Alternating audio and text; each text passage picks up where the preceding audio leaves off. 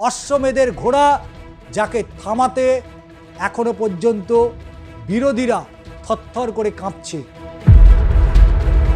Margin যাতে 50,000-এর নিচে না হয়, এই টার্গেট বেঁধে দিয়েছেন অভিষেক বন্দ্যোপাধ্যায়। বিজেপি যে ক্ষমতায় আসছে এ কথা যখন স্বরাষ্ট্রমন্ত্রীর মুখে শুনেছিলেন, তখন বিজেপির নেতা থেকে কর্মী প্রত্যেকেই এই মুহূর্তে তারা টকবক করে ফুটছে।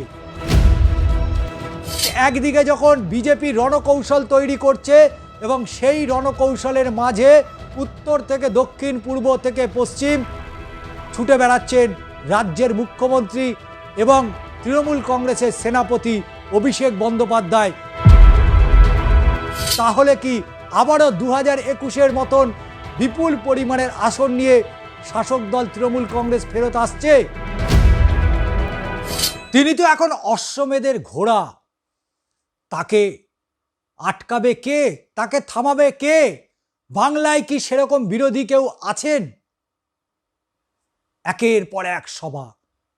আলিপুরদুয়ারে 5-এ 5, 26-এর টার্গেট বেঁধে দিয়েছেন তিনি। দক্ষিণ 24 পরগনার ডায়মন্ড হারবার, সেখানেও টার্গেট। সব বুথে জোড়া ফুল ফোটাতে হবে আলিপুরদুয়ারবাসীর কাছে, এমনটাই আর্জি করেছেন তিনি। আগামী 6ই জানুয়ারি বীরভূমে যাবেন তিনি। বাংলাদেশ থেকে ফেরা সোনালী বিবির সাথে দেখা করবেন, সাক্ষাৎ করবেন। চা শ্রমিকদের দৈনিক মজুরি বাড়বে। আলিপুরদুয়ারে বড় ঘোষণা করেছেন তিনি হচ্ছেন অভিষেক বন্দ্যোপাধ্যায়। এ রাজ্যে স্বরাষ্ট্রমন্ত্রী এসে তিনি আসন বেঁধে দিয়েছেন। পরবর্তীতে আসব অভিষেক বন্দ্যোপাধ্যায়ের সভায় র্যাম্প কেন? কারণ ভূত হাঁটিয়ে কারণ ব্যাখ্যা করেছিলেন খোদ সেনাপতি।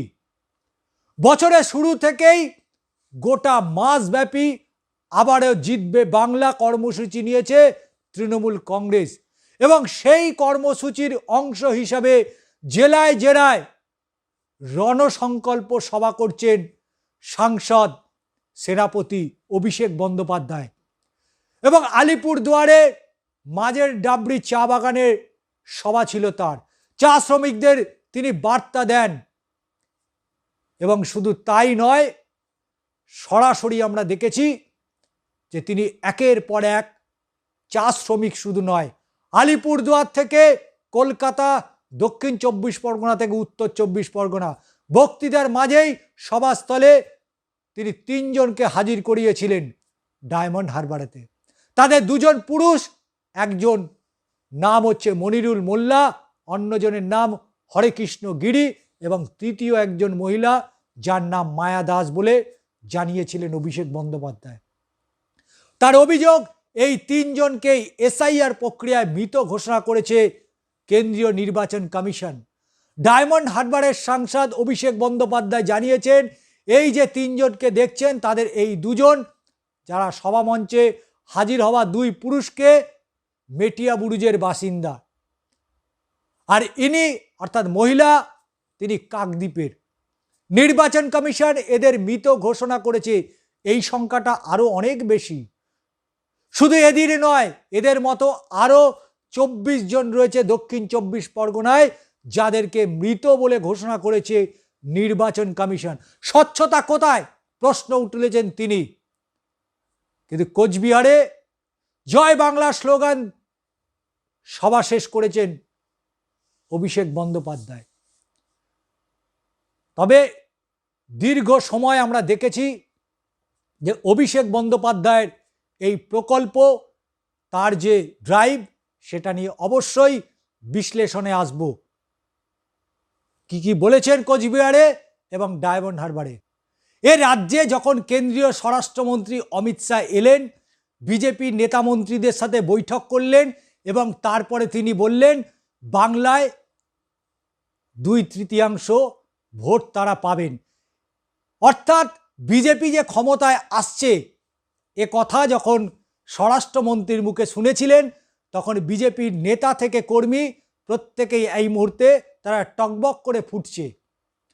কিন্তু প্রশ্ন হলো এই 2/3 বলার আগেও একাধিকবার প্রধানমন্ত্রী নরেন্দ্র মোদী থেকে অমিত শাহ তারা বারবার এসছিলেন, আপকি বার 200 পার এই তথ্য দিয়ে গিয়েছিলেন। কতটা কি হয়েছে বাংলার মানুষ তা জানে, কিন্তু প্রশ্ন উঠে আসছে, তাহলে এ রাজ্যের শাসক দল তৃণমূল কি করবে? তারা কি আঙুল চুষবে? না, যে কথাটা শুরুতেই বলেছিলাম, অশ্বমেধের ঘোড়া যাকে থামাতে এখনো পর্যন্ত বিরোধীরা থরথর করে কাঁপছে। দক্ষিণ 24 পরগনায় যেটা অভিষেক বন্দ্যোপাধ্যায়ের গড়, সেই দক্ষিণ 24 পরগনা 2021-এর বিধানসভা নির্বাচনে 214টি আসন পেয়েছিল। অর্থাৎ 2021-এ যখন 214টি আসন পেয়েছিল, সেই সময় এই দক্ষিণ 24 পরগনায় তাদের আসন সংখ্যা ছিল 31-এ 31 নয়, তাদের আসন সংখ্যা অনেক কমে গিয়েছিল। কিন্তু 2026-এর নির্বাচনে এই বিধানসভা, এই লোকসভা কেন্দ্রের মধ্যে যেটা পড়ে ভাঙড় বিধানসভা কেন্দ্র, সেই ভাঙড় বিধানসভা কেন্দ্র সংযুক্ত করার ডাক দিয়েছেন অভিষেক বন্দ্যোপাধ্যায়, এবং তার পাশাপাশি দক্ষিণ 24 পরগনায় 31-এ 31ই আসন তারা পাবেন। এবং শুধু তাই নয়, মার্জিন যাতে 50,000-এর নিচে না হয়, এই টার্গেট বেঁধে দিয়েছেন অভিষেক বন্দ্যোপাধ্যায়। অর্থাৎ একদিকে যখন বিজেপি রণকৌশল তৈরি করছে, এবং সেই রণকৌশলের মাঝে উত্তর থেকে দক্ষিণ, পূর্ব থেকে পশ্চিম ছুটে বেড়াচ্ছেন রাজ্যের মুখ্যমন্ত্রী এবং তৃণমূল কংগ্রেসের সেনাপতি অভিষেক বন্দ্যোপাধ্যায়, যা দেখে এই মুহূর্তে বিরোধীদের হাড়ে কাঁপুনি ধরিয়ে দিচ্ছে।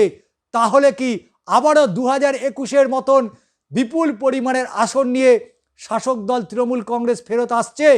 এই প্রশ্নে প্রহর গুনছে এ রাজ্যের বিরোধীরা। উত্তরবঙ্গে যেখানে একের পর এক বক্তব্য, সেই বক্তব্যের মাঝে একজন বলে উঠলেন, রূপশ্রী প্রকল্পের টাকা পাননি, অভিষেকের আশ্বাস, আবেদনপত্র পাঠাবেন, টাকা পেয়ে যাবেন। আরও একজনের প্রশ্ন, আমরা জয়ের কয়েকদিনের আগে আমার সন্তান হয়েছে, ক্রেশ বানানো নিয়ে এখনো চা বাগানে জটিলতা রয়েছে, তাই সন্তান পিঠে নিয়ে কাজ করতে হচ্ছে। অভিষেক বন্দ্যোপাধ্যায়ের জবাব, 34টি চলছে, বাকি ক্রেশগুলো আগামী 2 বছরের মধ্যে সম্পূর্ণ পরিষেবা শুরু হয়ে যাবে। যখন কেউ চা বাগানে কাজ করতে যান, তখন পাতা তুলতে তুলতে কাজ করা কঠিন হয়, তা আমি জানি।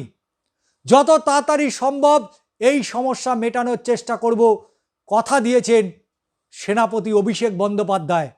এবং শুধু তাই নয়, আগামী 2 বছরের মধ্যে স্বাস্থ্য কেন্দ্রের হাল ফেরানোরও আশ্বাস তিনি দিয়েছেন। তিনি আরও জানিয়েছেন, আপনার দাবি একেবারেই ন্যায্য, দৈনিক মজুরি, স্কুলে যাতায়াতের সমস্যা, চিকিৎসার সমস্যা, সবই সত্যি। 2021 সালে আমাদের সরকার প্রথমবার ক্ষমতায় আসার পর আমরা দেখেছি 67 টাকায় দৈনিক মজুরি ছিল চা শ্রমিকদের। অনেক লড়াই করেছি, 250 টাকা হয়েছে। এর আগে যখন এসেছিলাম 232 টাকা ছিল। আমি মরে যাব, তবে মিথ্যে কথা বলবো না। আমি জানি 250 টাকায় সংসার চলে না। যেভাবে আলু, সবজি, পোশাক, জুতো, বাড়ি তৈরি সরঞ্জামের দাম বাড়ছে, তাতে সম্ভব নয়। তবে আমি কথা দিচ্ছি, চতুর্থবার মমতার সরকার ক্ষমতায় আসলেই প্রথমেই গুরুত্ব দেওয়া হবে আলিপুরদুয়ারকে, এবং এটা ত্রিপাক্ষিক বৈঠক করব। তাতে বাগান মালিক, কারখানা কর্তৃপক্ষ এবং রাজ্য সরকারের প্রতিনিধি থাকবেন। কমপক্ষে চা বাগানে 300 টাকা দৈনিক মজুরি করার চেষ্টা করব। এ কথা কে বলছেন? সেনাপতি বলছেন। তিনি যা বলেন তিনি তা করেন। কুমারগ্রামের বাসিন্দা, তিনি অভিযোগ করছেন দৈনিক মজুরির বৃদ্ধিতে সরকার কি করেছে। মঞ্চে রাজেশকে ডেকে নেন অভিষেক, সমস্যার কথা শোনেন, এবং তিনি জানিয়েছেন, আমরা শুধু 14 দফার দাবির কথাই শুনি, আর হাতে পাই মাত্র 250 টাকা। হাসপাতাল থেকে ঔষধ পাই না, একটা ঔষধ বিনামূল্যে আমরা পাই না। জ্বালানি কার্ড দেয় না, বাগানে অ্যাম্বুলেন্সের ব্যবস্থা নেই। নিজেদের ব্যবস্থা করে আলিপুর দুয়ারে পৌঁছতে হয়, আমরা কতটা বঞ্চিত, কতটা অসহায় দেখুন। আরও একজন অভিযোগ করেছিলেন, তিনি অভিযোগ করেছেন চা বাগানে ভালো চিকিৎসা নেই, স্বাস্থ্যকেন্দ্রের অভাব। সেনাপতি অভিষেক বন্দ্যোপাধ্যায় বলেছেন 2 থেকে 4 বছর ধরে এই অভিযোগ আসছে আমার কাছে। 2022 সালে যখন এসেছিলাম তখন বলেছিলাম স্বাস্থ্যকেন্দ্রের সংখ্যা বাড়ানো হবে। চিকিৎসকের অভাব রয়েছে রাজ্যে, তবে রাজ্য চেষ্টা করছে সমস্যা মেটানোর। মুখ্যমন্ত্রীর সাথে কথা বলে যত তাড়াতাড়ি সম্ভব অ্যাম্বুলেন্সের ব্যবস্থা করব, চিকিৎসক নার্সের যে সমস্যা সেটা মেটানোর চেষ্টা করব। আপনি আমাকে এই প্রশ্ন করে ভালো করেছেন, দেরি হতে পারে, তবে মিথ্যে আশ্বাস দেব না। অনেক রাজনৈতিক নেতাই কিন্তু এই মন্তব্য করে থাকেন। চা বাগানে রাখা হয়েছে বাক্সা এবং সেখানে চিরকুটের অভিযোগ জমা পড়েছে এবং সেই বাক্স থেকে একের পর এক চিরকুট বার করে সমাধানের আশ্বাস দিয়েছেন সাংসদ অভিষেক বন্দ্যোপাধ্যায়।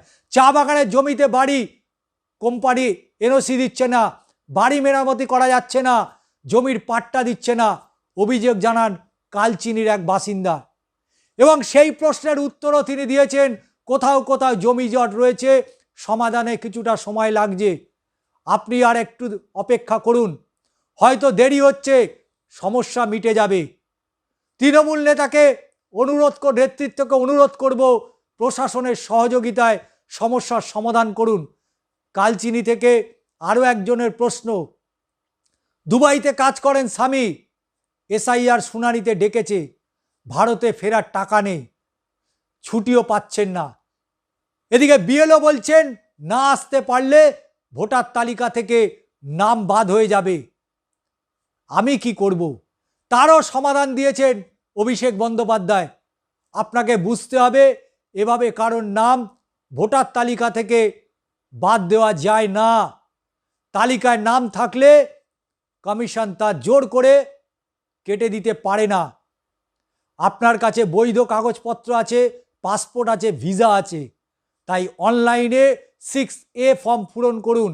দরকার পড়লে নথিগুলোতে কনসুলেটের স্ট্যাম্প নিয়ে জেরক্স কপি বিএলওকে জমা দিন। আপনাকে যদি কোনো বিএলও এই কথা বলে থাকেন তবে ইআরওর কাছে অভিযোগ জানান। আর অভিযোগে কোনো সমস্যা হয় তাহলে তৃণমূল শিবিরে যান, যেখানে গিয়ে জেরক্স কপি জমা দিন।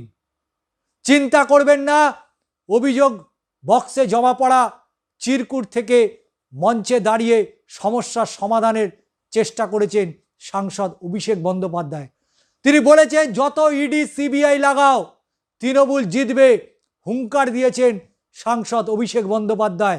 আলিপুরদুয়ারে 5-এ 5 করতে হবে, কারণ এ রাজ্য থেকে বিজেপিকে ভাগাতে হবে।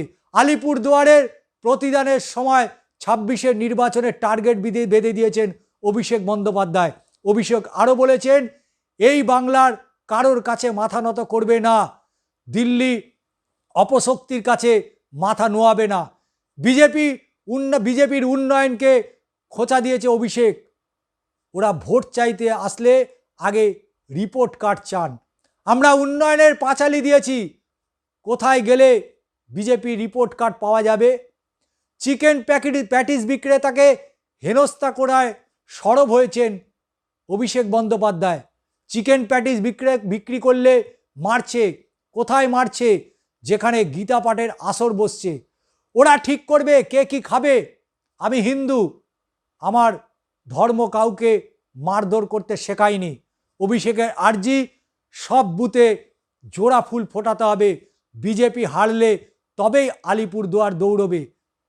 এবার ভোট দিয়ে ওদের সাফ করতে হবে, ওদের উৎখাত করে দিন। অভিষেকের চ্যালেঞ্জ, তৃণমূলই একমাত্র বিজেপিকে জব্দ করতে পারে, আর বিজেপির থেকে বেশি জেদ আমার। এক দেশ এক ভোট আইন পাস করতে দেব না সংসদে। সকল ভোটদাতাদের প্রতি আর্জি জানিয়েছেন সাংসদ অভিষেক বন্দ্যোপাধ্যায়। তিনি বলেছেন মানুষের অধিকারকে ছিনিয়ে নিতে চায় কেন্দ্রের নরেন্দ্র মোদী সরকার। এবার সবক শেখান ভোটের মধ্যে দিয়ে সর্বশক্তি দিয়ে তৃণমূলকে জেতান। বিজেপির সংসদকে সরাসরি খোঁচা দিয়েছেন অভিষেক বন্দ্যোপাধ্যায়। তার প্রশ্ন, মনোজ টিগ্গাকে কখনো আন্দোলন করতে দেখেছেন? একটাও চিঠি লিখেছেন? সংসদে প্রশ্ন করতে দেখেছেন? বিজেপি সাংসদ ও কালসাপ দুটোই এক। নোটবন্দি থেকে এসআইআর ইস্যুতে অভিষেকের তোপ। নোটবন্দি করেছিলেন কিন্তু কালো টাকা বন্ধ হয়নি। এখনও ভোটের অধিকার বাঁচাতে লাইনে দাঁড়াতে হচ্ছে মানুষজনকে। জীবন্ত মানুষদের ভূত বানিয়ে ফেলছেন। চা বাগানের শ্রমিকদের অভিষেকের বার্তা, চা বাগান অধিগ্রহণের কথা বলেছিল মোদি, বিজ্ঞপ্তি দিয়েও পরে বাতিল করতে হয়েছে। আমরা মিথ্যে বলি না, কথা দিলে কথা রাখি, কথা রাখার চেষ্টা করি। বিজেপির মতো মিথ্যে প্রতিশ্রুতি দেয় না। কেন্দ্রের বঞ্চনার অভিযোগ তুলেছেন তিনি। 100 দিনের টাকা 5 বছর ধরে বন্ধ করে রেখেছে কেন্দ্র। বাংলায় হারের পর টাকা বন্ধ। তৃণমূল হারলেও একজনেরও লক্ষ্মী ভাণ্ডারের টাকা বন্ধ হয়ে গিয়েছে বলতে পারবেন? উত্তরবঙ্গের মানুষ ভোটে হারলেও থামবে না উন্নয়ন এবং লক্ষ্মীর ভাণ্ডার। এভাবে একের পর এক চ্যালেঞ্জ আমরা দেখেছিলাম। 2021-এর বিধানসভা নির্বাচন, আমরা দেখেছিলাম 2024-এর লোকসভা নির্বাচন। উত্তর থেকে দক্ষিণ, পূর্ব থেকে পশ্চিম, যখন মমতা বন্দ্যোপাধ্যায় থেকে শুরু করে অভিষেক বন্দ্যোপাধ্যায় রাজ্য জুড়ে একের পর এক সভা সমাবেশ করে যাচ্ছে, আর এদিকে কেন্দ্রের প্রধানমন্ত্রী থেকে স্বরাষ্ট্রমন্ত্রী একের পর এক রাজ্যের বিজেপি শাসিত রাজ্যের মুখ্যমন্ত্রীরা বাংলায় আসছেন। তারা বাংলা জয়ের স্বপ্ন দেখছেন। সেদিনও দিবা স্বপ্ন দেখেছেন, আজও তারা দিবা স্বপ্ন দেখছেন। এসআইআরে 50 লক্ষ কেন 1 কোটি মানুষের নাম বাদ গেলেও 2026-এ যে তৃণমূল কংগ্রেস ক্ষমতায় আসছে তা স্পষ্টত বুঝে গিয়েছে অমিত শাহরা, এবং তাই চাঙ্গা করতে, বিজেপির কর্মী নেতাদের চাঙ্গা করতে ছোট্ট টোটকা দিয়ে গেছেন। দিলীপ বাবুকে ফের ঘরোয়াপসি করিয়েছেন। তাহলে দিলীপ বাবুকে এতদিন ঘরে ঢোকাননি কেন? এতদিন কেন তাকে নিয়ে আসেননি দলে? তার যে দায়িত্ব, তার যে কর্মকাণ্ডকে কেন এতদিন ধরে দাবিয়ে রেখেছিলেন? আপনারা বুঝে গিয়েছিলেন যে কাজ করে তাকে থামানো যায় না। আগুন লাগলে যতই বালি চাপা দিন, ধোঁয়া কিন্তু বাইরে বেরোবেই। তাই দিলীপ বাবুকে দিয়েই বাজিমাত করতে চাইছে বঙ্গ বিজেপি সহ কেন্দ্রীয় নেতৃত্ব। কিন্তু শেষ হাসি শাসক দল এবং তৃণমূলের কর্মীরাই সবুজ আবির রাঙিয়ে বাংলাকে আরও একবার সবুজ করে দেবে।